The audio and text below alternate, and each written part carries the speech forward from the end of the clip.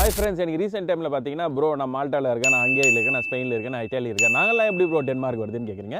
டென்மார்க்குக்கு நீங்கள் ரெண்டே வழியில் தான் வரலாம். One is pay limit scheme and another one is positive list. இதில் ஒருத்தர் வந்து ஸ்பெசிஃபிக்காக அவர் என்ன ஷேர் பண்ணார்னா, ப்ரோ நான் ஆல்ரெடி ஒருத்தர்கிட்ட 1.5 லட்ச ரூபாவோ 2 லட்ச ரூபாவோ ஏதோ கட்டம் ப்ரோ அப்படின்னாரு. இதை பற்றி எனக்கு தெரியுமான்னு கேட்டாங்கன்னா, ஹானஸ்ட்டாக இதை பற்றி எனக்கு ஒன்றுமே தெரியாது. அதுக்கப்புறம் அதை பற்றியே ஒரு வீடியோ போட்டிருக்கேன். அதாவது இப்பயும் சொல்கிறேன், டென்மார்க்கில் வேர் ஹவுஸில் இல்லை கன்ஸ்ட்ரக்ஷன் கம்பெனியில் யாராவது வேலை செஞ்சீங்கன்னா please do contact me. Malta, Italy அங்கே இருக்கிறவங்களுக்குலாம் என்னோட அட்வைஸ் என்னென்னா,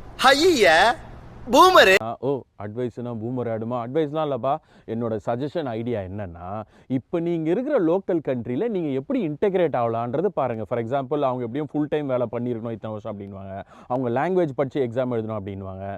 ஸோ சில பல ரூல்ஸ் இருக்கும். அந்த ரூல்ஸ் எல்லாம் நீங்கள் கொஞ்சம் கஷ்டப்பட்டு கொஞ்சம் பல்ல கட்சின்னு அதெல்லாம் முடிச்சிட்டிங்கன்னா நீங்கள் ஒரு யூரோப் பாஸ்போர்ட் ஹோல்டராக ஆகிடுவீங்க.